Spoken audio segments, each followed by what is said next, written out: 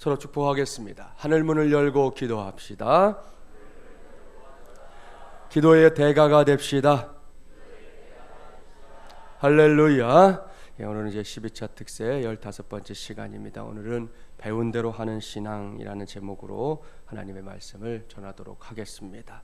오늘 주신 말씀은 데살로니가 전서가 이제 후반부로 접어들고 있음을 알려주는 것으로 시작되고 있습니다. 본문 1절과 2절 말씀 함께 봉독해 볼까요? 1절 2절입니다.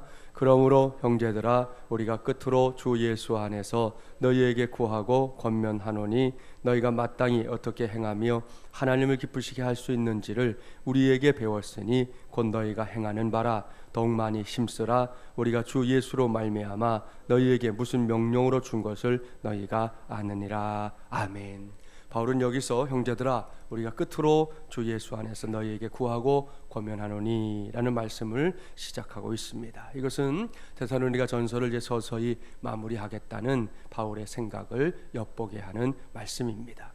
이렇게 말씀을 시작한 바울이 오늘 주신 말씀을 통해 강조하고 있는 것이 있습니다. 그것은 바울로부터 하나님을 기쁘시게 하는 것이 무엇인지 배운 대로 그대로 행하라 하는 겁니다.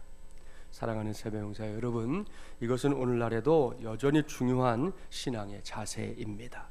비록 우리가 바울로부터 직접 배운 것은 아니지만 교회를 통해 혹은 목회자들을 통해 배운 것들 가운데 하나님의 뜻이라고 확신할 수 있는 것들은 반드시 행하도록 해야 한다는 겁니다. 거기까지 가야 비로소 신앙생활이라고 부를 수 있는 것이지요. 그런데 우리의 현실이 어떠냐 하는 겁니다. 제가 신학교 시절에 곽선임 목사님으로부터 이제 설교학을 배웠거든요. 그때 목사님께서 이런 말씀하셨어요. 자기가 벌써 오랜 세월 동안 신학교에서 설교학을 가르쳤는데 종종 제자들이 이제 자신을 초청해서 그 교회에 가보면 이 제자 목사님들이 배운 대로 하지 않고 있더라는 거예요. 그래서 그럴 때마다 곽 목사님이 꼭 한마디씩 했다 그럽니다. 아무개 목사야, 제발 좀 배운 대로 해라. 그래야 가르친 나도 보람이 있지 않겠냐, 그렇게 말씀을 하곤 했다는 거예요. 저는 그때 곽 목사님 말씀 듣고 나서부터 매년 설교학 책을 한 권 이상씩 읽었습니다. 제가 그렇게 했던 것은 제 자신부터 이 배운 대로 하는 것을 놓치지 말아야지 하는 생각을 했기 때문이었어요. 신학교를 졸업하고 나서 지금까지 꽤 긴 시간을 설교학 책을 보면서 지냈는데요. 어떤 때는 이 책에 있던 내용이 저 책에도 나와서 반복되는 것들도 많이 있지요. 그래도 제 나름대로는 설교에 대해서 풍성하게 공부하는 기회가 됐고요. 무엇보다 은사이신 곽 목사님께서 당부하신 대로 배운 대로 설교하는 데 힘쓸 수 있었습니다. 물론 아직도 부족한 것이 많지만 말입니다. 우리의 신앙도 그래야 한다는 거예요. 백날 첫날 교회에 와서 예배를 드리거나 성경 공부를 하면서 배우기만 하면 어떡합니까? 그렇게 배워서 머리를 키우는 것이 꼭 잘못된 것은 아니지만 그 다음에 배운 대로 행하지 않는다면 오히려 배우는 것이 독이 될 때가 분명히 있습니다. 그렇습니다. 작은 것 하나라도 좋으니 행동에 옮겨야 합니다. 그러면 거기에서 더욱 큰 은혜를 체험하는 저와 여러분이 될 줄 믿습니다. 그저께 수요 성경 공부 시간에 어차피 여러분들이 알게 될 것이고 하기 때문에 좀 나눈다 하면서 제가 전해줬던 뉴스가 하나 있어요. 이게 지난 주일, 이번 주일 뉴스거든요. 그래서 우리 교단에 속한 대형 교회가 있는데 아마도 우리 교단에서 제일 큰 교회일 거예요. 그 교회가 지금 현재 그동안 종종 문제가 됐던 이 담임 목사 세습을 시행하기로 결정했다, 그런 뉴스였습니다. 이미 이런 문제로 한국 교회가 한참 시끄러웠던 거 아시죠? 교회가 이런 모습을 보일 때마다 이 성도들이 교회를 떠나는 일들이 이어졌습니다. 특별히 이 젊은이들이 교회를 등지게 됐어요. 그래서 우리 교단의 경우에는 아예 법적으로 목사직을 세습할 수 없게 만들어 놓기까지 했습니다. 교단 헌법에 그렇게 정했어요. 몇 해 전에 총회에서 이 법을 통과시킬 때에도 이번에 문제가 된 바로 그 교회만이 극렬하게 반대했었습니다. 그러나 대다수의 총대들이 바른 결정을 내려서 법적으로는 결코 담임 목사의 자녀가 그 직을 세습할 수 없게 되어버렸어요. 그런데 이 교회가 이러한 교단의 법을 어떻게 피해갔느냐? 아버지의 교회와 아들의 교회가 합병을 하기로 했다는 거예요. 이것이야말로 그야말로 눈 가리고 아웅하는 거 아닙니까? 이 교회와 목사님은 장로회 신학대학교 신대원 학생들이 절대로 세습하지 말아달라는 간곡한 마음을 담아 써서 보냈던 서한을 받고는 그렇게 하겠다라고 공식적으로 답변까지 마친 상태입니다. 그런 가운데 지난 연말에 이제 아버지 목사님이 은퇴를 한 건데요. 그러한 약속은 아랑곳하지 않고 합병이라는 미명하에 두 교회를 하나로 만들고 아들 목사님을 담임 목사로 세우겠다는 겁니다. 참으로 답답한 것은 아들이 목회하는 교회도 이미 대형 교회예요. 아버지의 교회에서 하남에다가 땅을 크게 사서 아예 교회까지 줘줬고요. 교인들까지 보내줘서 개척을 했습니다. 사실 이건 개척도 아니죠. 소위 말하는 금수저 내지는 다이아몬드 수저인 셈입니다. 그거면 된 거 아닙니까? 그 정도도 과분한 거 아니냐는 거예요. 거기까지 가려면 웬만한 목회자들 평생 해도 못할 수도 있는 거예요. 그런데 이제는 아예 두 교회를 합병해서 아들에게 다 물려주겠다고 하니 이게 말이나 되냐는 거지요. 더 기가 막힌 것은 이 일을 아버지 교회의 당회에서만 결정했다는 거예요. 찬성 52표, 반대 12표, 기권 5표로 결정을 했다고 합니다. 상대방 교회의 의사는 물어보지도 않았어요. 제가 알아보니 아직까지 불행 중 다행인 것은 아들 목사님이 합병을 원하지 않는다는 거예요. 똑똑하더라고요, 아들이 더 그때 보니까. 바라기는 그러한 마음이 어떤 경우에라도 흔들리지 않기를 바랍니다. 본인이 안 하겠다는데 누가 그걸 시킬 수 있겠습니까?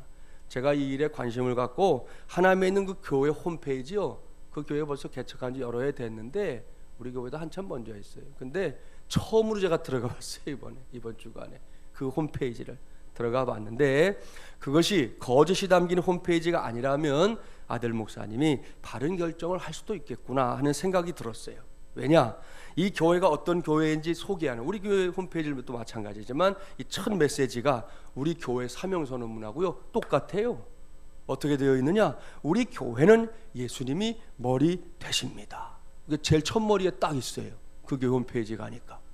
할렐루야. 자, 이것이 진실이라면 아들 목사님이 진짜 이런 고백이 있어서 그것을 홈페이지 제일 첫머리에 쓴 것이라면 이 문제는 더 이상 문제가 되지 않을 줄 믿습니다. 만에 하나 그렇지 않을 경우 한국교회는 다시금 커다란 어려움에 직면하게 될 거예요. 무엇보다 이번에는 더 많은 젊은이들이 교회를 떠나게 될 겁니다.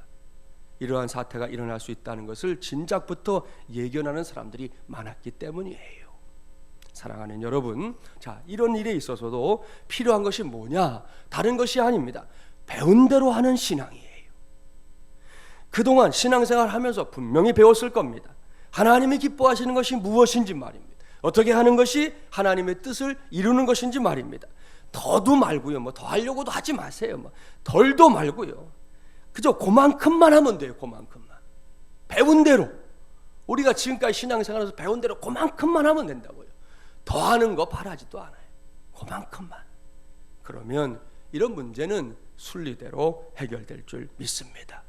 여기서 안산제일교회 원로 목사님이 되신 우리 고은 목사님이 경험하신 일을 제 자신은 물론이고 이 자리에 있는 모든 성도들을 위해서 소개하려고 그래요. 목사님의 손녀가 유치원에서 한문을 배웠다고 그래요. 요즘은 유치원에서 한문도 가르치나 봐요. 영어 가르친다는 얘기 많이 들어도 한문 가르친다는 얘기 또 전 처음 들었어요. 아무튼 대단한 일인데 목사님이 그 이야기를 듣고는 손녀를 불러다가 이 목사를 네가 한자로 써봐라 그랬대요. 그랬더니 이 아이가 조금도 망설임이 없이 이 목사가 칠목의 스승사자가 목사거든요. 근데 그 목사를 나무목에 죽을 사자를 썼어요. 네? 나무목에 죽을 사자를 목사 이렇게 썼다는 거예요. 이게 맞았습니까? 틀렸습니까?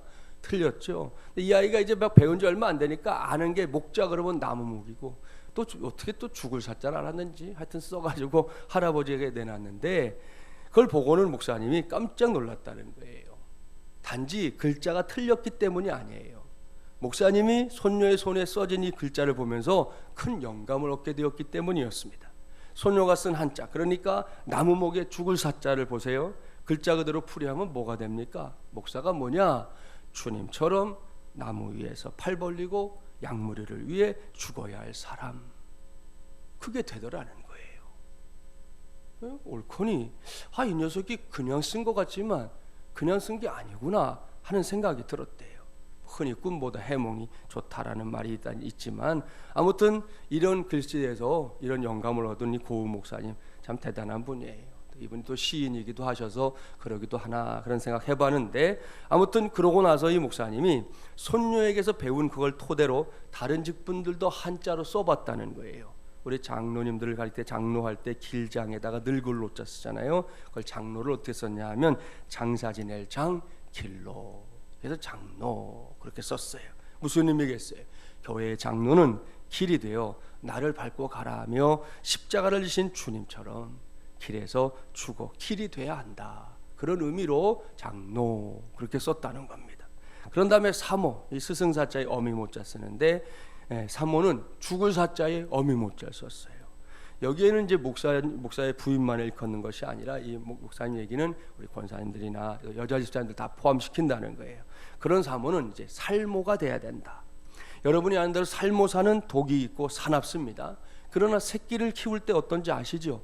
자기 몸을 먹이로 주고 죽는 이 모종의 희생이 가장 강한 미물이 바로 살모사라는 거예요.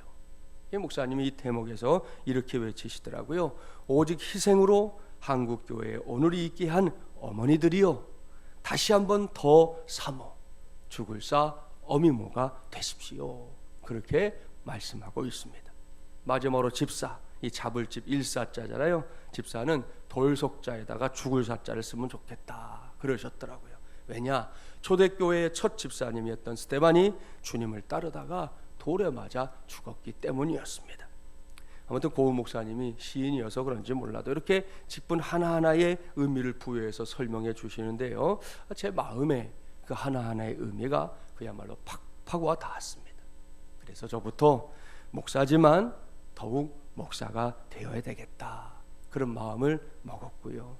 여러분들도 그런 마음을 먹었으면 좋겠다 하는 생각을 하게 됐습니다. 우리 장로님들은 자 아시죠? 뭐 장로라는 거 우리가 다 알고 있지만 그 장로를 마음으로 읽을 때에는 말씀드린 대로 장사 지낼 장 길로자로 읽어주시고, 그런 마음으로 주님의 몸된 교회와 성도들을 섬겨주시기 바랍니다. 이 사모에 해당되는 성도들도 마찬가지, 죽을 사자 어미모자 생각하시고 그런 심정으로 주님의 몸된 교회와 우리 성도들을 잘 섬겨주십시오. 마지막으로 우리 안수 집사님이든 서리 집사님이든 집사님들은 이 잡을집 일사자 생각하지 마시고 돌속자의 죽을 사자 생각하면서 스데반처럼 충성된 하나님의 사람들로 세워지게 되기를 바랍니다. 사랑하는 세배용사 여러분, 어떻습니까? 부담이 되시죠? 아멘도 잘 안 하려고 그러잖아요. 저도 부담이 돼요. 저도 돼요. 하지만 이것이 우리가 그동안 배운 대로 하는 신앙의 모습이 아니겠냐는 거예요. 오늘날의 한국교회 안에는 교회를 통해 주신 직분을 마치 감토로 여기는 사람들이 종종 있습니다. 직분을 받기 전까지는 죽을뚱살뚱 충성도 잘했는데 직분 받고 난 순간부터 확 돌변하는 사람들이 적지 않아요. 그것은 내 신앙이 잘못된 신앙입니다 라고 온 천하에다 대고 외치는 것과 다를 게 없는 거예요. 제발, 그리고 더 이상은 적어도 우리는 그러지 말자는 말씀입니다. 다른 교회는 뭐 이래라 저래라 제가 할 수도 없고 뭐 듣지도 않을 거고요. 그러나 우리 교회는 말할 수 있지 않습니까? 더군다나 저도 그렇게 노력하겠다는 걸 말씀드리는 겁니다. 우리 모두가 이렇게 배운 대로 신앙생활을 합시다. 그리할 때 하나님은 우리 모두에게 주목하실 겁니다. 하나님이 주목하시면 그 다음은요 걱정하지 않아도 되는 거예요. 하나님께서 이끄실 줄 믿습니다. 하나님께서 역사하실 줄 믿습니다. 하나님께서 가장 선한 길로, 가장 복된 길로 우리 모두를, 또 우리 교회를 나아가게 하실 줄 믿습니다. 오늘 주신 말씀을 다시금 보십시오. 바울에게 있어서 데살로니가 교회 성도들은 바로 그런 사람들이었다는 거죠. 바울이 데살로니가에 머문 시간은 이미 말씀드린 대로 3주밖에 되지 않았습니다. 그 기간 동안 머물면서 전했던 것이 예수 그리스도의 복음과 그 복음에 합당한 삶에 관한 가르침이었던 것이죠. 데살로니가 교회의 성도들은 그것이 무엇인지 알고 있었을 뿐만 아니라 그 말씀대로 배운 대로 살기 위해 힘쓰는 사람들이었다는 것, 이것이 오늘 우리 모두가 기억해야 할 중요한 사실입니다. 그랬기 때문에 데살로니가전서 1장 6절과 7절 말씀이 가감없이 기록될 수 있었던 것이에요. 자, 1장으로 잠깐 가보세요. 6절, 7절, 2절 말씀 함께 봉독해 볼게요. 어떻게 이런 말씀이 여기에 기록되어 있을 수 있는가? 오늘 주신 말씀 때문이에요. 데살로니가전서 1장 6절 7절 같이 봉독해 봅니다. 또 너희는 많은 환난 가운데서 성령의 기쁨으로 말씀을 받아 우리와 주를 본받은 자가 되었으니 그러므로 너희가 마게도냐와 아가야에 있는 모든 믿는 자의 본이 되었느니라. 아멘. 할렐루야. 사랑하는 여러분, 데살로니가 교회 성도들의 믿음을 보십시오. 그들이 여러 환난 중에서도 하나님의 말씀을 배운 대로 살 때 하나님께서 그들에게 주신 위대한 은혜와 복이 무엇입니까? 데살로니가 교회와 성도들을 마게도냐와 아가야에 있는 모든 믿는 자들에게 본이 되게 하신 겁니다. 할렐루야. 이제는 저와 여러분, 우리 교회가 이런 교회가 되기를 간절히 바랍니다. 뭔가를 배워서 머리만 키우는 그런 교회가 아니라 하나님의 말씀을 듣고 배웠으면 그 다음에는 작은 것 하나라도 행동에 옮기는 그런 교회 말입니다. 이런 교회를 세워가는 일에 저와 여러분 모두가 선봉장이 되기를. 그래서 우리 교회 역시 이 데살로니가 교회가 걸어갔던 그 길을 담대하게 걸어갈 수 있게 되기를 주님의 이름으로 축복합니다. 이를 전제하고 본문 3절 이하의 말씀을 살피려고 합니다. 3절부터 6절까지의 말씀 함께 봉독해 볼까요? 3절부터 6절입니다. 하나님의 뜻은 이것이니 너희의 거룩함이라. 곧 음란을 버리고 각각 거룩함과 존귀함으로 자기의 아내 대할 줄을 알고 하나님을 모르는 이방인과 같이 세욕을 따르지 말고 이 일의 분수를 넘어서 형제를 해하지 말라. 이는 우리가 너희에게 미리 말하고 증언한 것과 같이 이 모든 일에 주께서 신원하여 주심이라. 아멘. 사랑하는 여러분, 사도 바울은 이 말씀을 통해 가장 선명하게 하나님의 뜻이 무엇인지 가르쳐주고 있습니다. 그것은 바로 거룩함입니다. 여기서 우리는 거룩함이라는 단어를 잘 이해해야 합니다. 아마 들어본 적 있을 건데요, 거룩함이란 구분되는 것이 아니라 구별되는 것이에요. 그게 거룩함이에요. 그렇습니다. 성경이 말하는 거룩함은 마치 물과 기름이 이렇게 따로 놀듯 그렇게 세상과는 전혀 관계없는 그런 존재처럼 그렇게 구분지어서 사는 것을 의미하지 않습니다. 솔직하게 말해서 저와 여러분이 예수님을 믿고 성화의 가정에 있다고는 하지만 정말 우리가 세상 사람들과 전혀 다른, 쉽게 설명해서 저들은 막 털면 먼지가 나는데 우리는 그런 먼지조차 찾을 수 없는 그런 존재들입니까? 아닙니다. 우리도 털면 다 먼지가 납니다. 어떤 부분에서는 더 많이 나는 먼지가 있을 수도 있습니다. 그렇기 때문에 우리가 예수님을 믿는다는 명분 하에 아예 세상과 등지고 살려고 하는 것은 언제나 어디서나 건강한 신앙이 될 수 없습니다. 중세 시대가 그렇게 했다가 쫄딱 망한 시대가 됐다는 거 말씀드렸잖아요. 옷을 거창하게 차려 입거나 수도원에 들어가서 세상을 등지고 사는 거, 그것이 곧 거룩합니다 라고 믿었던 시대가 중세입니다. 그랬다가 속으로 골마 터져가지고 세상이 엉망진창이 된 것도 또한 중세의 시대상 아닙니까? 이것은 진정한 의미에서 거룩함이 아니라는 거예요. 성경이 말씀하는 거룩함이란 여전히 우리가 이 세상에 발을 들여놓고 있는 것을 전제로 합니다. 그렇게 이 사람 저 사람과 어울려 살지만 어딘가 좀 다른 면이 있는 사람, 그리고 그 다른 면을 갖게 된 궁극적인 이유가 다름 아닌 예수 그리스도인 사람, 이런 사람이 바로 거룩한 사람이요 진정한 그리스도인인 줄 믿습니다. 이러한 사실을 잘 알고 있었던 사도 바울이 데살로니가 교회 성도들에게 특별히 거룩함을 요구하는 삶의 영역이 있었지요. 그것은 바로 이 성적인 영역입니다. 모르긴 몰라도 이 음란의 문제는 동서고금을 막론하고 사람들이 사는 세상에서는 항상 문제가 되는 영역인 것 같습니다. 바울은 이 문제를 언급하면서 이방인들처럼 세욕을 좇아 이곳저곳을 떠돌아다니지 말라 단언하고 있습니다. 어디 그뿐입니까? 성적인 문제로 다른 사람들을 해치는 일 결코 있어서는 안 된다 말씀하고 있습니다. 최근에 우리 사회에서도 성적인 문란함이 문제가 되고 있습니다. 어른들의 그릇된 욕구 때문에 어린 친구들이 상처를 입고 심지어는 죽는 일도 많이 일어났었습니다. 그럴 때마다 무슨 법인이 하는 것들을 만들어 봤지만 지금까지는 그다지 실효를 거두지 못하고 있습니다. 시간이 흘러갈수록 문제가 해결되는 것이 아니라 더 많은 문제를 낳고 있는 실정이지요. 요즘은 이 스마트폰으로 잘못된 동영상을 보는 어린 친구들이 또 다른 사회 문제가 되고 있는 게 현실입니다. 이럴 때 우리 모두가 이런 문제에 깨어 있어야 합니다. 자녀손들을 이런 문제에 있어서 바른 길로 인도하기 위해 저도 여러분도 최선을 다해야 하고요. 또 교회도 적극적으로 도와야 할 일입니다. 여기서 결론을 말씀드리면 우리 모두는 물론이고 우리의 아이들까지도 다 하나님 앞에서 거룩함을 이룰 수 있어야 한다는 겁니다. 그리고 그 거룩함은 삶의 현장에서 증명되는 겁니다. 배운 대로 하는 신앙을 통해서 말입니다. 이러한 사실을 우리 모두도 주지해야 할 것이고 우리의 자녀손들에게도 부지런히 가르쳐야 할 줄 믿습니다. 그래서 저도 여러분도 우리 교회도 그동안 열심히 배운 대로 하나님 앞에서 거룩한 삶을 살아내게 되기를 주님의 이름으로 간절히 축원합니다.